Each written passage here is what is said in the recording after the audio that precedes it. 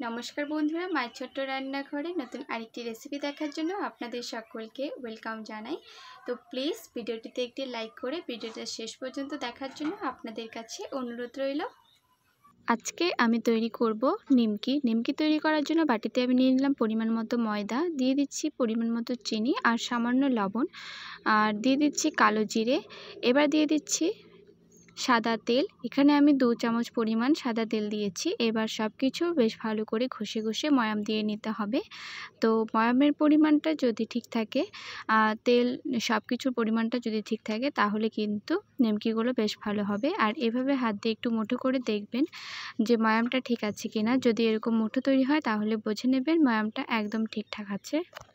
ময়ামটা একদম আমার ঠিকঠাক আছে। এবার আমি এর মধ্যে একটু একটু করে জল দিয়ে আমি একটা ডো তৈরি করে নিচ্ছি।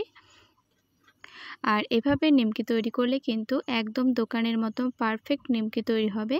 তো আমি এই ডোটাকে 15 মিনিট মতো ঢেকে রেখেছিলাম। এবার 15 মিনিট পর এর থেকে আমি এবার নিমকিগুলো তৈরি করে নেব। তো এভাবে প্রথমে আমি একটু লেচিগুলোকে কেটে নিচ্ছি, তাহলে সবগুলো নিমকি কিন্তু আমার সমান হবে। তো এভাবেই আমি সবগুলো লিচি কেটে নিয়েছি। এবার একটা একটা করে লিচি নিয়ে আমি কিন্তু ছোট ছোট করে লিচিগুলোকে বেলে নেব। এভাবে একটু একটু করে ময়দা দিয়ে এই লিচিগুলোকে বেলে নিতে হবে। তো দেখো এরকম ছোট করে কিন্তু লিচিটা বেলতে হবে। তো আমার বেলা হয়ে গেছে। এবার আমি নিমকিগুলোকে তৈরি করে দেখাচ্ছি। নিমকিগুলো বানানোর জন্য প্রথমে একটা ভাঁজ করে নিতে হবে, তারপর কিন্তু এই নিমকিটাকে আরেকটা ভাঁজ করতে হবে। টোটালি এই নিমকিটা 4টি ভাঁজ হবে। তো নিমকিটাকে এইভাবে ভাঁজ করে আমি বানিয়ে নিয়েছি। আর এই নিমকিটা কিন্তু এরকম একটু বড় সাইজের হবে। তো দেখুন কত সুন্দর হয়ে গেছে নিমকিটা। আমি ঠিক আরেকটা একই রকমভাবে বানিয়ে দেখাচ্ছি। প্রথমে একটু ভাঁজ করে নিয়ে তারপর কিন্তু আরেকটা ভাঁজ করতে হবে। তো এইভাবে আমি সবগুলো নিমকি বানিয়ে নিয়েছি। তো দেখুন কত সুন্দর লাগছে নিমকিগুলো। এবার আমি ফ্রাইং প্যান বসিয়ে দিয়েছি। এবার দিয়ে দিচ্ছি পরিমাণ মতন সয়াবিন অয়েল। তেলটাকে হালকা একটু গরম করে নিয়ে এবার নিমকিগুলো আমি ভেজে নেব। এক এক করে দিয়ে দিচ্ছি নিমকিগুলো।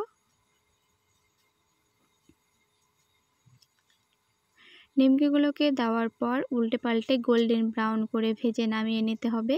আর একটু সময় নিয়ে ভাজতে হবে নিমকিগুলো। তেলটাকে বেশি পরিমাণে গরম কিন্তু করা যাবে না, তাহলে নিমকিগুলো তাড়াতাড়ি কালার চলে আসবে কিন্তু ভেতর থেকে কাঁচা থাকবে। তো দেখুন উল্টে পাল্টে আমি সব নিমকিগুলো ভেজে নিচ্ছি। কত সুন্দর কালার চলে আসছে। বেশ কিছুক্ষণ সময় নিয়ে নিমকিগুলোকে ভেজে নেওয়ার পর দেখুন কত সুন্দর কালার চলে এসছে নিমকিগুলো। এবার কিন্তু আমি নিমকিগুলোকে নামিয়ে নেব। এভাবে আপনারাও বাড়িতে নিমকি তৈরি করুন, একদম দোকানের মতন মুচমুচে এবং পারফেক্ট হবে। তো বাকি নিমকিগুলোও ঠিক আমি একই রকমভাবেই ভেজে নিচ্ছি।